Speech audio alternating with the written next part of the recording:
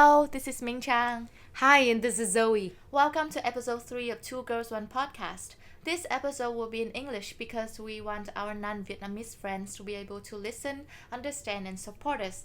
And the other day, Zoe and I were talking, and we realized that we were turning 30 next year, which is a big deal for us. And since we're in our last year of our 20s, we thought it might be fun to look back and see how we have grown over the years. So in this episode, we'll be sharing about our highlights in our career, our personal finances, our journey to emotional maturity, and the friendships that we've developed over the years. Zoe, can you please start? Yes, thank you, Chang, for the introduction. So, for the past 7 years, I have worked various different jobs in different fields. I graduated with a degree in mechanical engineering, actually. But last year of university, I already realized that I didn't want to work in the field. So the first job I got after graduation was a sales and marketing position at a telecommunication company. And then I worked as a math teacher at a public school in Dallas, Texas. And then I decided to move back home. My first job in Vietnam was a technical project manager in a research institute about hydro resources. I stayed there for almost a year and a half. And that was when I made the transition to Sparkrep, the company that Chang and I are both working at. And we've been here for about 5 years. Through all these experiences, one of the highlights that when I think about my career, I felt very lucky that get to know you very well, because Chang and I were classmates in high school, but it was a huge class. So we didn't really hang out in the same circle. We just knew of each other. And I mean, I always thought Chang was this really cool kid. She was like emo, edgy, but very smart in some in some areas, and didn't really expect that I would find we would become such close friends. Yeah, same. Yeah, so I feel very lucky that I have a best friend, a coworker in you. Thank you. So that's the first highlight. And the second highlight is slightly corny, is that going through all these different jobs, different positions in different fields, I have finally found what I wanted to do for the rest of my life, which is to become a therapist. And and for the past 2 years, I have been taking steps to, apply to graduate school program to get trained, and hopefully, will be a licensed therapist soon. It took me a while to get to this point. I spent a few years from 25 to 27 or 28 even, just really not sure what I want to do with. And that was also the time that you were working at Sparkrep. Yes, I think I found a lot of meaning in the job that we do. So I work with students and family, right? And I just love this human connection, and the fact that we really help students at such a crucial point in their life. But also, I realized I wanted to do more, but I wasn't sure what, right? And the many times the conversation was like, do I return and give engineering another try? And instinctively, I was like, no, no.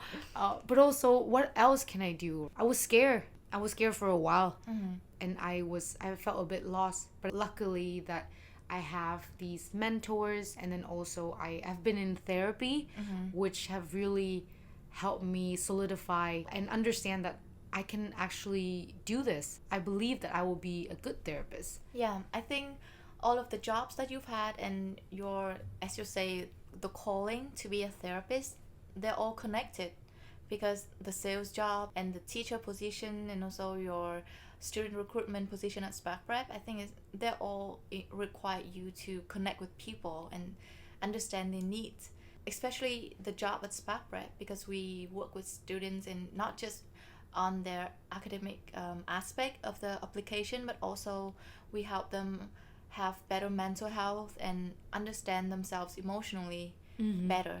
Yeah. One of the things was that I learned to hold space for people to express themselves. I do understand that finding your calling or purpose, one, sounds a little bit cliche, and two, it can be daunting because as people move through life, priorities do change, their interests do change. So I also understand that me in 5 years, I might want to do something else. I feel like my 30s are going to be a lot less anxiety filled or filled with existential crisis like my 20s. That's great, and I'm happy for you, but I cannot say that for myself. So kind of different to Zoe, but not that different because we've been at the same job for 5 years out of the total 7 years that we've been employed. I graduated with a marketing degree, and I had been working consistently as a marketer over the years, not counting the tutor jobs that I had during university time. Within the first 2 years of my career, I actually job hopped a lot. I spent 2 years working for 4 companies. The first one was a telecommunication company, and then an automobile company, and then a company that sells noodles, instant noodles, and the last one before I started working at Spark Bread was at a food and beverage, not a company, more like a corporation. Yeah, job hopping wasn't as accepted as it is today, and so during that 2 years I had a lot of worry and anxiety for myself, but I also had this very clear vision for myself. Whenever I entered a new job, I knew what I wanted to get out of that job, and when I felt like that job was no longer beneficial for me or was no longer making me happy, I would leave. But my parents weren't so open to the ideas of changing jobs constantly like that. And they would talk to me and try to make me think twice about leaving a job. But now looking back, I'm very happy that I actually followed my instinct to leave when it was time to leave, and to have many different jobs within a very short period of time, because I had the chance to work with many smart and capable supervisors and managers, especially my old manager at the automobile company. Even though we didn't end on a very positive note, professionally, she still is the person that I look up to the most, especially in marketing. Some of the things that she taught me then, I'm still using today. And I think that was the highlight of my careers, because it all connected and they all led me to where I am right now. I've been at Sparkbread for so long because of my wonderful employers. Zoe has mentioned this briefly, and I just want to reiterate that Luke and Corey, my employers, they're the most amazing and the kindest people, and we stay with them, I think, mostly because of like they help me and Zoe see the world with kinder eyes, and just be more understanding and have more compassion for people. And even the way they communicate, right? Yeah. It's always comes from a place of care and respect. Yeah. Luke actually encouraged me to take non-violent communication class. Oh my god. Seeing how we interacted with each other in the office, he was too violent. He was worried, and he's like, you need this. Anyway, unlike Zoe, even though I have been doing the same thing since graduation, and it's also related to my degree, I'm not sure if I want to continue doing this in the future. So I'm still here and I'm still happy here, but I don't think in 5 years I will still be happy. I don't know. So I don't know where life will take me.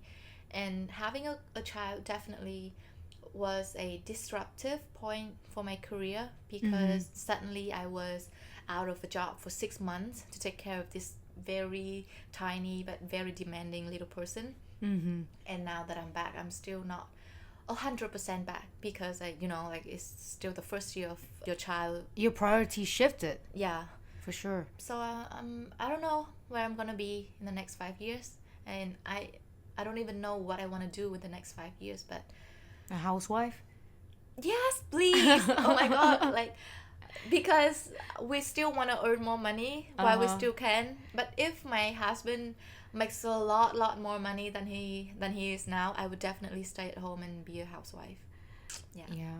I would love that too, and just Yeah. see, like just do therapy as a It's a side hobby, for passion, Yeah. for free. I don't need the money. right? Yeah. Actually, Chang, when you mentioned Look and Corey, so that was going to be my third highlight, which is the people that I've got to meet, got to know, and get to learn from during these 7 years. I've been in Sparkler also for 5 years, and so that's the longest that I've stayed. I have worked with these people for the longest, and they have made this huge impact Yes. on me, like professional development. But also personal development.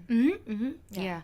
And so I definitely want to shout out to Luke and Corey again and other co-workers at Sparkbread from all these past years, like Gwen, Hamid, Xander, Jason, yeah, and many more. Phương, yes. We all really appreciate that you come into our life and yeah. We and- love you so much. yes. Very grateful that we had a chance to cross paths. And actually, looking back, at first I thought that those threes are the only highlights from my career. But I forgot this huge thing that was a big part of me, especially since I moved back to Vietnam, is I opened a board game cafe in 2016 when I didn't have any business background. I didn't have a lot of money, and I just had an idea, and I said, I wanted to build this community. It's actually the perks of being young. I wasn't afraid to fail. My family and they said, well, what if you fail, right? What if it doesn't work out? And I said, that's fine. I'm so young. I have my whole life ahead of me to Pay up the debts. yes and to figure it out. So if our listeners, if you are listening to this, if you're in your early 20s and there is something that you want to do but you have doubts about it, I mean, of course, like, make informed decision, right? Do your research, be prepared, but also it's the best time to fail. Yeah, especially when you are not married yet, or if you don't have any other obligation, other people that you have to provide for or take care of. Yeah. So my board game cafe is called Nona in Hanoi. It's still alive and well. I mean, it's not generating billions and billions, but it sustains itself now. Yeah. And it has become this community I feel very proud of. That, I created something. Yeah, and I'm very happy for you that eventually Nona has got its happy ending, and that you can finally be at peace with how it's being operated now, or how it's operating now. Because I remember there were a lot of stress. There were things were not always smooth. But it's also the thing about like having your own business was that you gotta be resilient and not give up, especially like that with this podcast thing. Yeah. Oh, there were just so many difficulties and struggles throughout the years. And I remember someday I would be at my full-time job, around like 6 p.m. And then I would go to Nona and stay there till closing time, which is like 11 p.m. and didn't get home until like 11:30. So many long days and hard work. And sometimes, like, when we were still operating at a loss, even though we had a lot of customers, it was just like, what am I even, working so hard for?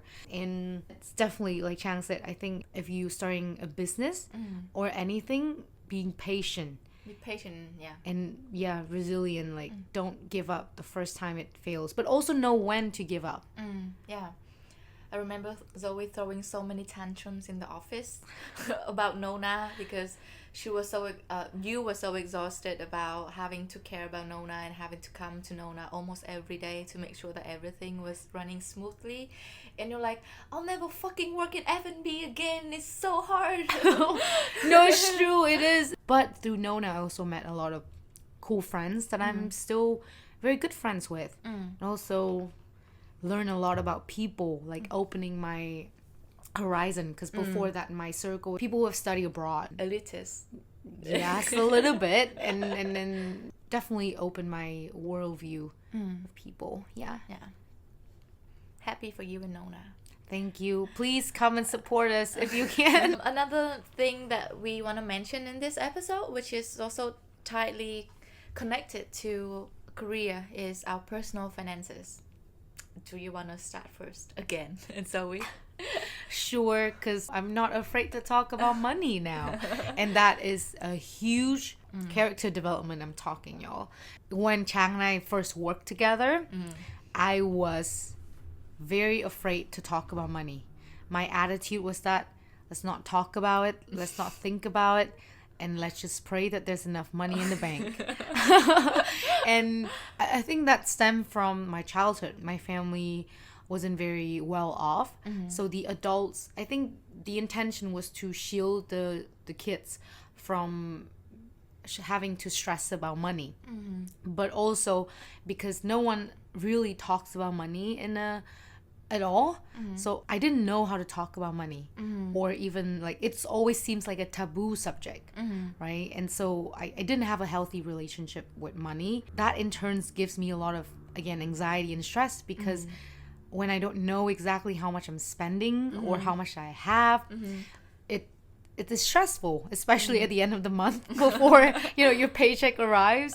And I obviously didn't really save.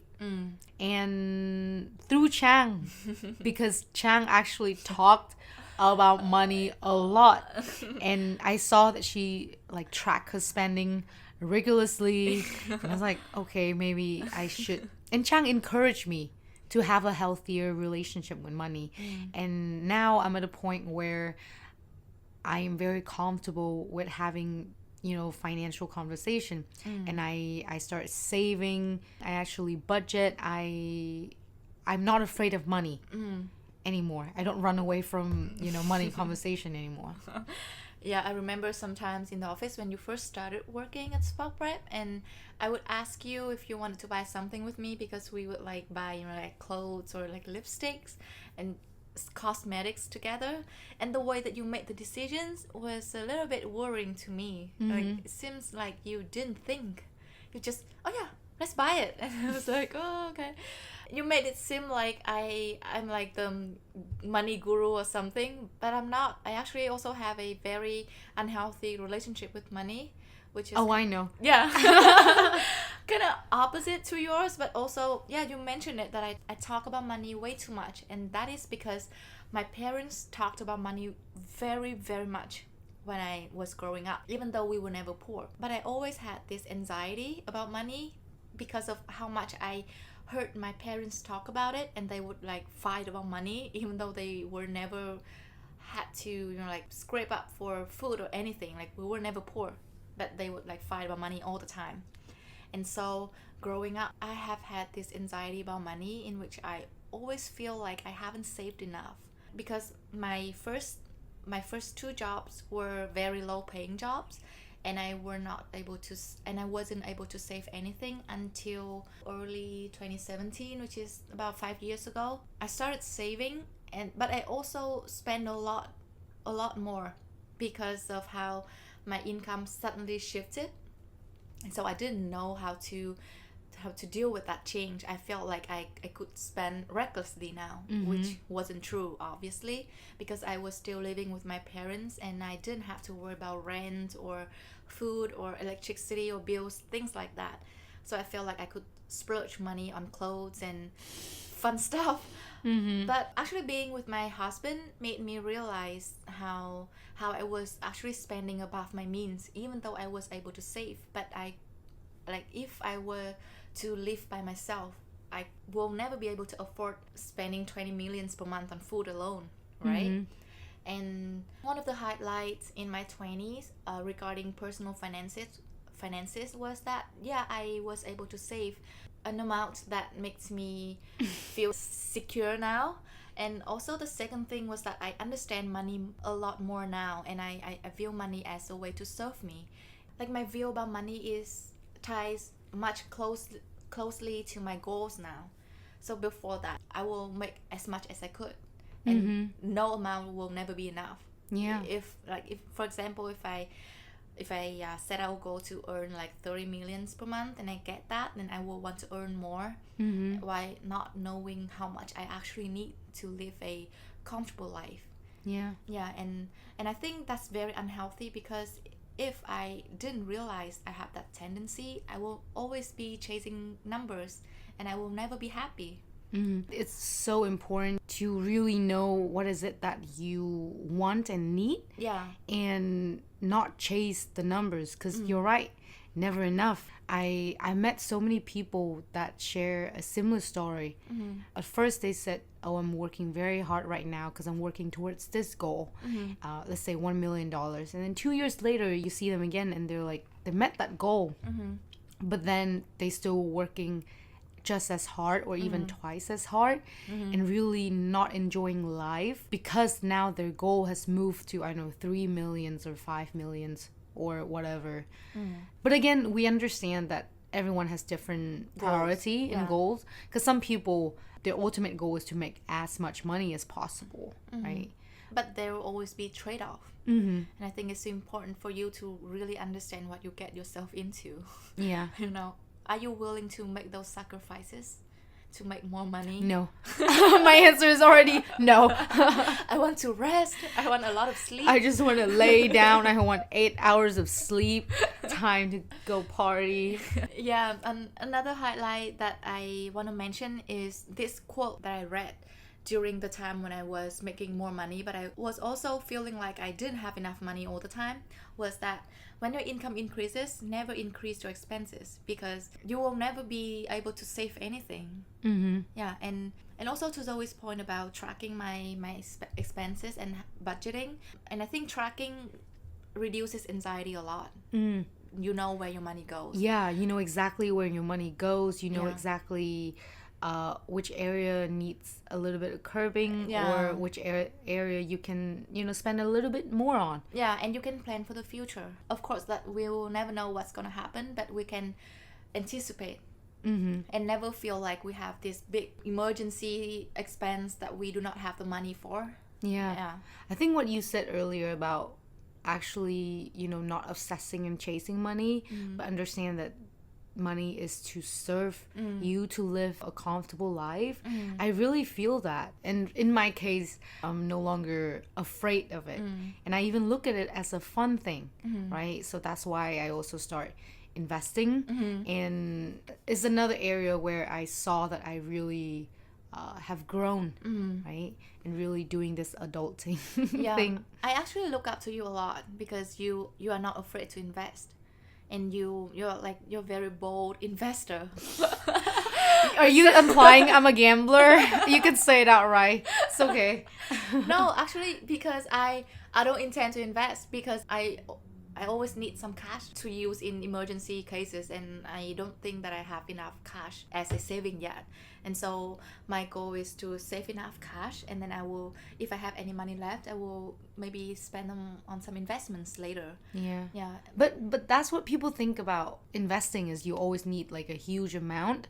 But in this digital age with like stock and I'm not going to be one of those crypto bros. But there are a few ways that you can invest with not so much capital to start with. Yeah. We actually invested last year. I think I told you about it. Yeah. I remember. And we invested into 3 different activities. Like NFT projects. Yeah. One of them is still making money. We just actually got our interest from that investment in NFT last month. It was consistently about 100 per month, and last month it dropped to $25. So guys, NFT is a scam, okay? But we don't make a lot of money off of our investments, but well, yeah, because you haven't invested a lot yet. Yeah. Are you hoping for like a unicorn thing that will blow up? No, but I mean, for me, and I'm not saying that I will need a huge amount of money to invest, but I need prefer to have a huge amount of cash first. as savings I understand. first. Yeah, and then even if I have 10 or 20 million Vietnam dong, I will I will think about investing that. It's so funny because we're talking English and then we're just like 20 million. And then people are like, ooh, this millionaires, guys, it's dong. It's not USD. Just for context, 1,000 USD is about 23 million VND. So I just talked about investing $500 to $1,000. Yeah. When you mentioned that, because for uncertainties, I remember the time in 2020. Remember Yeah. when COVID hit and everyone was just losing their shit, and we were stressed. We were worried like about our financial security, about just job security and everything else. Yeah. Chang and I created an Instagram account to try to sell out Feet pics. feet pics. Yeah. Like, what's even creepier than that was your ex-boyfriend took photos of our feet. Or was that us? Or was that him? No, he took the picture. And then he also has the login info to the Instagram account. Yeah. He wanted to be the mama manager of a failed project, but then Chang and I like both felt ill Very prepared. uncomfortable, yeah. So maybe you guys can still find that on No, Instagram now. Please, no. I don't remember what it's called. I remember. Oh, okay, good. That's good. I'll bury it. Yeah, you bury it. We have a lot of ideas. Some very questionable. Very questionable, but it's okay as long as you don't act on it.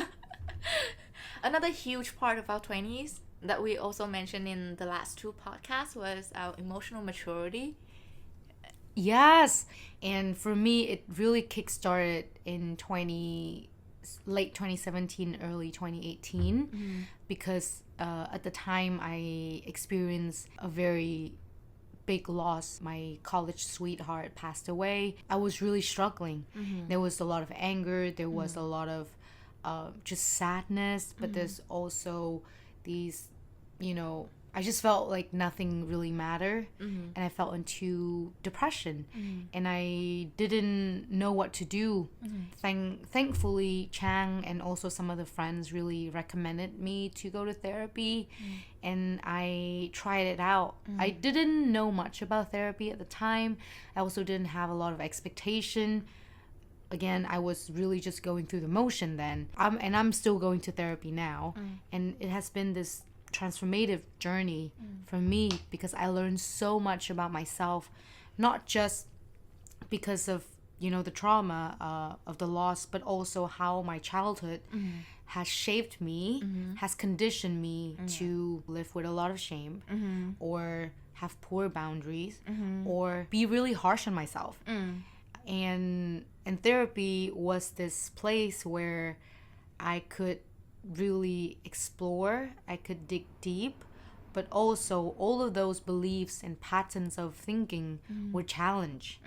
I can't say that I'm healed completely, but I'm in this place where I am much more comfortable with myself, where I like myself enough to take it easy on myself sometimes. And that is so important because I live with like much less shame and guilt. And Chang probably could observe the difference. Totally. And also I want to mention that you didn't go to just one therapist. You went to several therapists, and not all of them were good. And maybe we'll have another podcast about therapy later on, but I just want to note that some of the therapists that you went to actually put more shame into what you did. Yeah. And that wasn't a very good thing. Yeah, but again, we're talking about the highlights. So that's why I'm just talking about my therapist who have been with me for the past 4 years. And he's really has become, I know it's weird because we're supposed, like, we have this very clear boundary, but I really trust him so much, and he knows so much about me. I really... Well, you signed a contract, so it's fine. Yeah. You're supposed to trust him. No, I really trust him. Most therapy session... Uncomfortable because my therapist always asks me a question I obviously do not want to answer. And he pointed out the fact that I use humor as a coping mechanism. I tend to deflect these kind of questions. I have also learned to be okay with being uncomfortable and really be with my thoughts and feelings. Yeah, facing your emotions. Mm-hmm. Yeah. And not running away from them. Yeah, my journey to emotional maturity didn't start with a loss, but it started with a breakup. My high school boyfriend broke up with me, and it was a very painful experience for me because he was also cheating on me at the time. And I spent my most transformative years with him from being 16 to 19.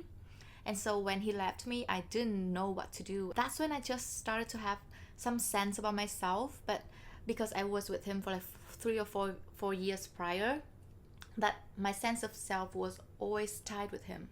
And when he left, I was like, I didn't know how to be with myself. And because I didn't have the resources, the first thing that I turned to was actually journaling. And it was very helpful for me because I learned how to observe my emotions. And sometimes I try to explore them, like where they come from. Why do I feel this way when this happens? And just develop more self-awareness and a stronger sense of self and be more confident in myself, because it was a very toxic relationship when I was with him, and I was also a very toxic person. I was emotionally messy, very toxic, very manipulative, very codependent. And then, like when he left me, he said, "You will never be able to find anyone because you slept with me." He was so desperate that he had to say that. And just so you have a context about how he was letting me down all the time to make himself feel better, because he always had this like inferiority complex because I went to a gifted high school and he wasn't. Which is funny, but Zoe can attest to this. Men in their fragile ego. Yeah. Straight men listening to this podcast, if you're not already in therapy, go get some therapy. Yeah, and through journaling, I started to like myself a lot more, and I remember having this a very strong sense of self and this pride, like every time because I would journal before I went to sleep, and I would always go to sleep in a very good mood after I journaled. And I recommend journaling to everyone. And then like life went by, nothing big or bad happened, and then in 2017 I was having a health condition that wouldn't go away, and I thought that I would have to live with that for the rest of my life, and I didn't know how to cope because it wasn't a life-threatening condition, but it made life much more difficult. And so I didn't know what to do, and I thought that I would try therapy to see if I just wanted someone to listen to me, and probably finding ways to cope with it. And therapy, it provided much more than that, because in therapy the feeling that I have about that health condition was actually just a symptom of a much deeper problem that stemmed from my childhood, similarly to Zoe's, and I think everyone. And I was also provided with tools and a more objective point of view. Overall, I explored my mental health issues and also how my relationship with my parents has affected me, because in your 20s you're starting to live more independently from your parents. That's when the time that you will probably have a clearer view of themselves, like as people, not just a part of you like as your parents, but they're also people with their own past and their traumas, and the way that they were brought up also impacted how they raised you. I always had a very difficult relationship with my parents, but therapy helped me provide context to their behaviors and also helped me have more compassion, even though that they hurt me very much. And I think this is especially important for me because when I just had my kid, and sometimes when she does something like that drives me crazy, like when she screams that I don't know how to stop her, I would have this flashback of my mom screaming at me whenever I didn't know how to express my needs in a healthy way, just like my kid does now. And I realized that I have this tendency to repeat what my mom did to me, like her reaction to me expressing my needs to my kids. And that's a very scary thing because I don't want to put my kid through what I was put through in my childhood. But therapy provided me tools, even though I'm not going to therapy anymore, and maybe I will go back, but right now I just don't have the time. But therapy provided me tools to be aware of my tendencies and my emotions, and to understand my triggers, which I think is especially important if you have a kid. Yeah. Because I mean, it's important if you want to be a healthy person, right? Just that self-awareness of your triggers, of your patterns, and really understand where all of that, comes from. Yeah. So similar to Chang, actually, I also have not the smoothest relationship with my parents. And therapy was this, again, I mentioned this, but I really allow myself to connect with my inner child. Yeah. And understand that a lot of the things that I did, or like coping mechanism that served me growing up, that shielded me from a dysfunctional home, is no longer serving me. And that I need to change, right? Adapt my behaviors and even thought. I think for people who were abused as children, it's very important to recognize the hurt child inside of you and to forgive that child. When I went to therapy, I realized that a lot of my coping mechanism and a lot of the way that I react to things around me were how I was taught to protect myself from the abuse and from the hurt that my parents gave me as a child. Yeah. One of the books that was really important to me and that I read in my 20s is the book called Toxic Parents and How to Reclaim Your Legacy. And it was such a hard read, but it was very important because together with that and my therapy journey, I have made peace with the fact that, yes, that is my family. And they were doing the best to their ability. Yeah, I think understanding that even though they didn't love us in the way that we needed to be loved, but they were also doing their best, given what they had, all the resources or the tools that they had. Yeah.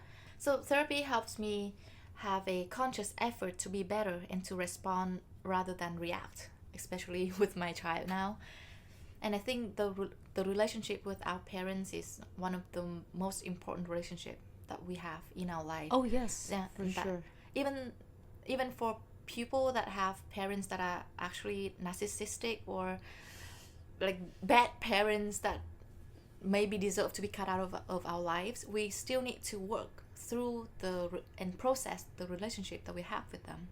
Especially in the context of our culture, have heavily influenced by Confucius' teaching, and one of the pillars is that you respect your parents, regardless of what they do, no matter what, right? Yeah, and so I struggle with it, especially once I finish college with this westernized individualism, and I feel harder and harder to obey them, and there's this internal struggle of am I not being a good daughter, but I'm not happy if I just obey them blindly or just respect them regardless of what they do.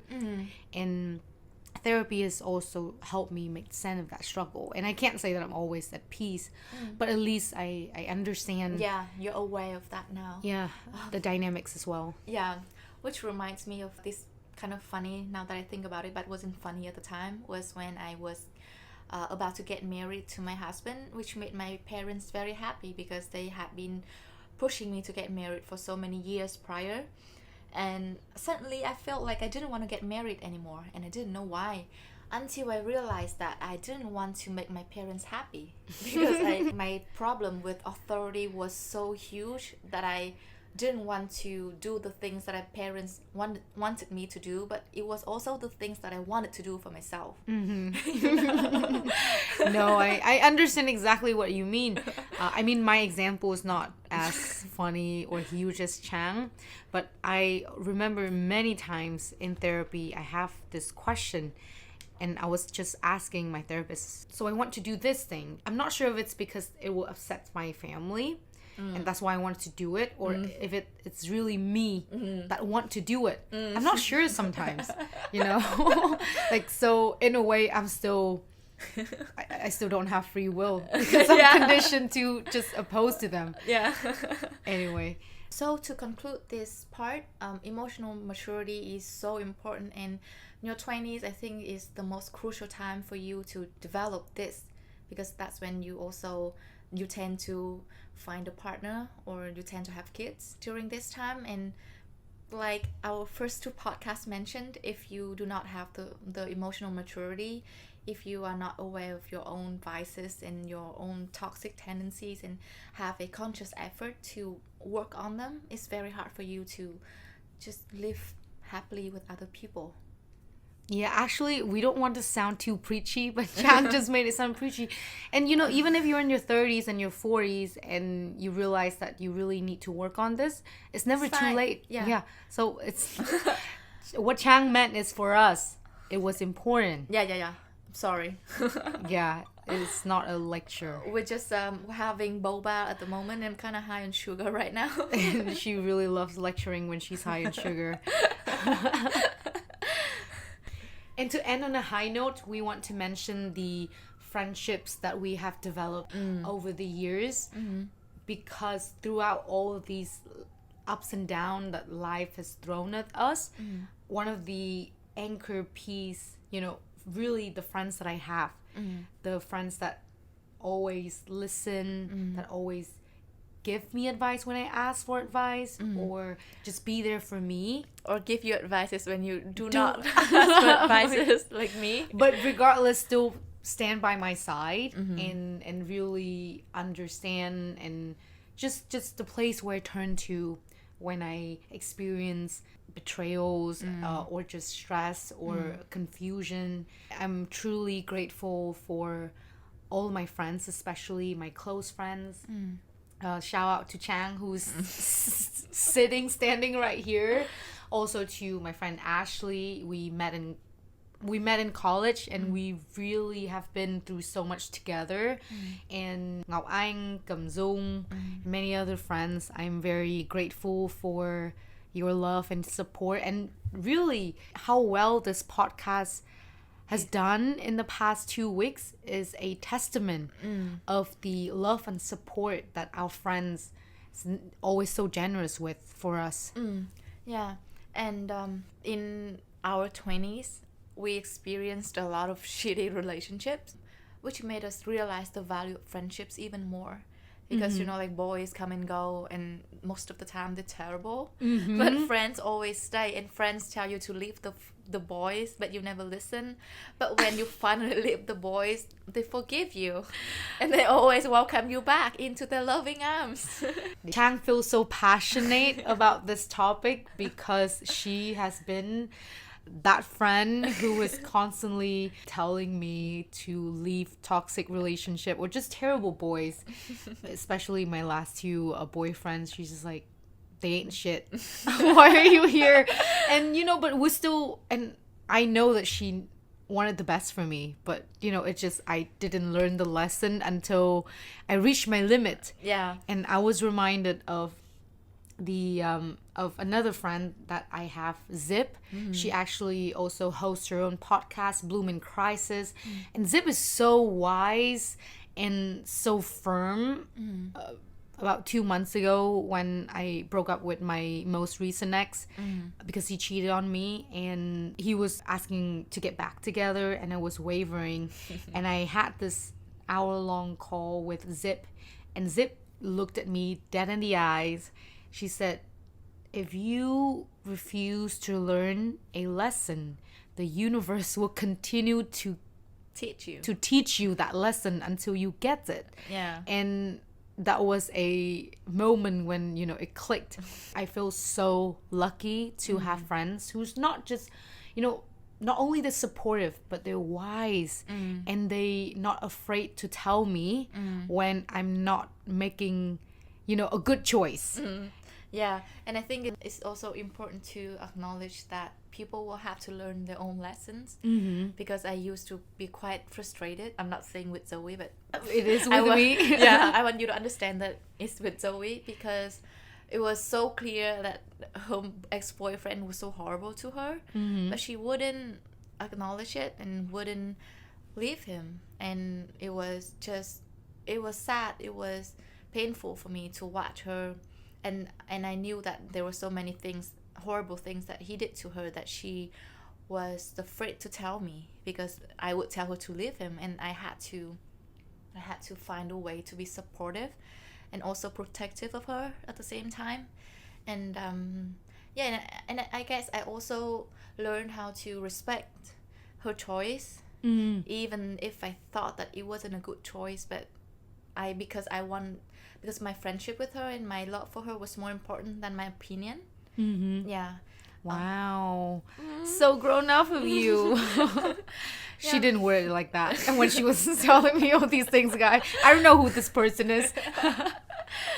And also to Zoe's points about the friendships in our 20s, it's so different than friendships in our high school or middle school, because in our 20s we have our jobs, we have our own personal lives, and like our world broadens. Sometimes it's hard to stay connected with your old friends, but the friends that are still with you in your 20s, I think, are friends for life. Because 20 can be the most transformative time of your life, and if they stay with you through all of the ups and downs of your 20s, I think they're likely to stay with you until you're old.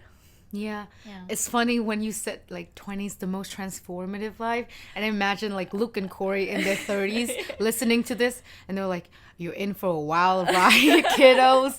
I have no idea what's next. Yeah, but to Chang points about, friends for life, it's important to know that some friends will most likely leave you, or you leave them, not because of, there's maybe a beef, but there's also you both like grow apart, or realize that you no longer share the same interests or values. It's normal that you will lose some and you will gain some.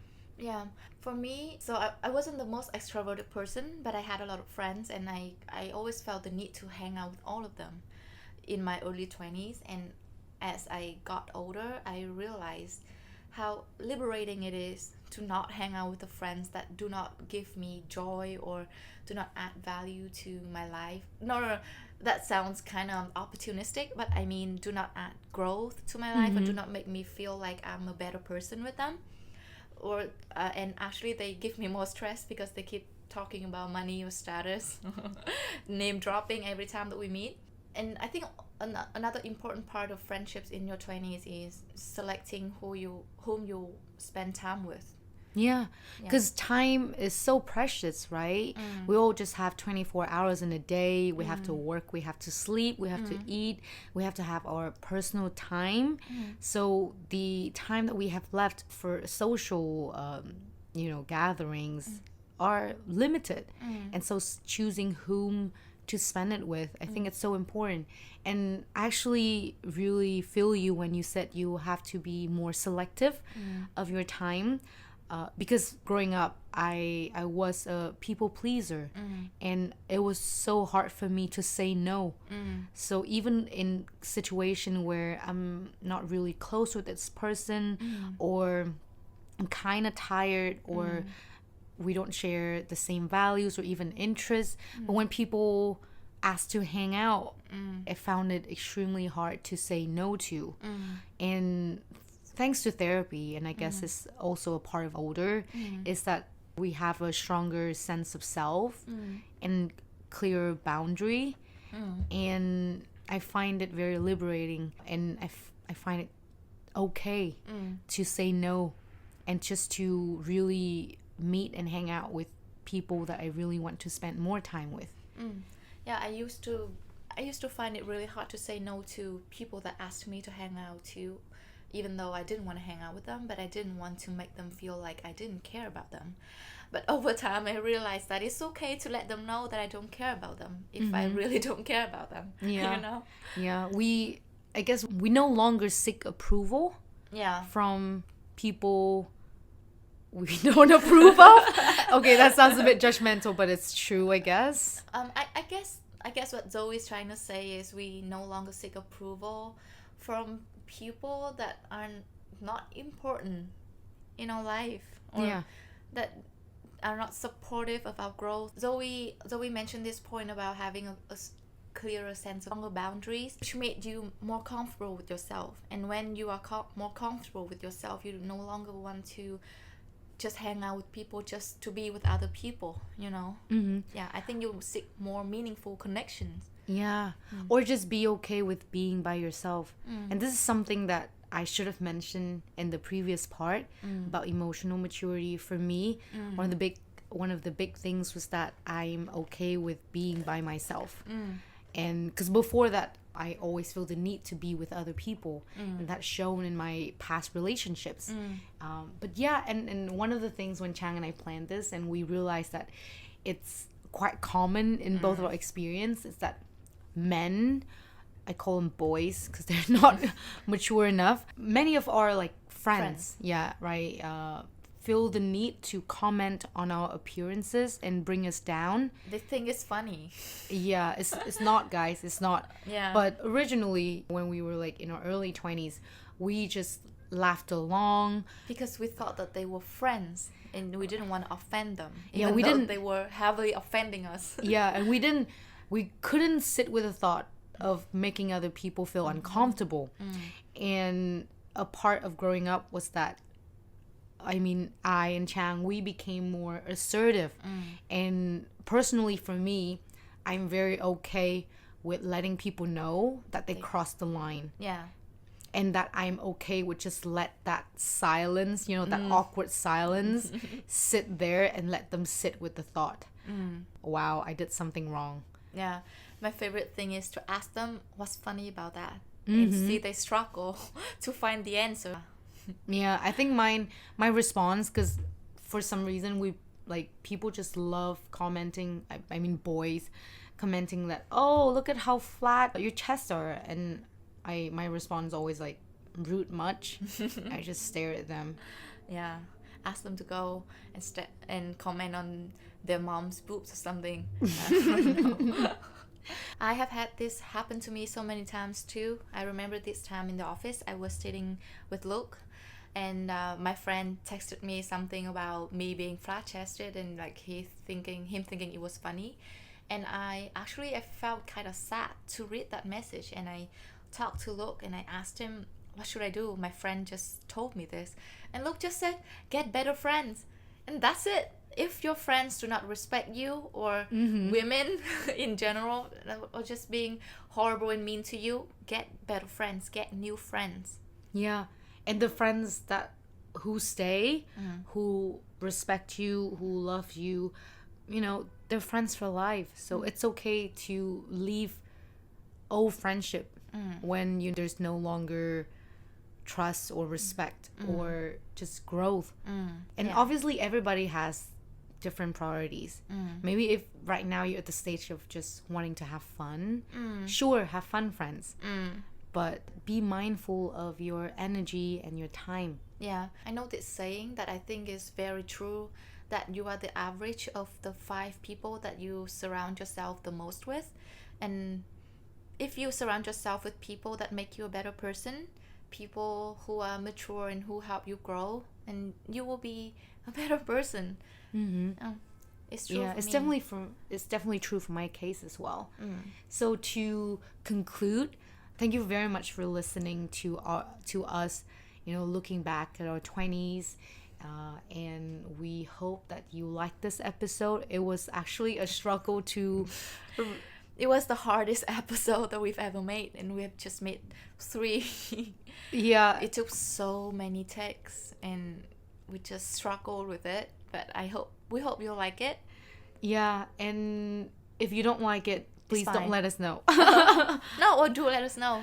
If you have any feedback, constructive feedback, let us know. If you have just hate messages about our English, then keep it to yourself. It's so funny because the first time we recorded this, at the end, I actually apologized for our English. And Chang said, why do we have to apologize for English? And it was another light bulb moment. You know, decolonize Yourself. myself. It takes conscious effort. And sometimes I get to slip back to the habit of being so hyper aware of my English and just feel like it needs to be perfect. It doesn't. Yeah. Anyway, thank you all for listening to us, and we hope to see you in the next episode soon. Yeah, we appreciate you. Thank you. Bye.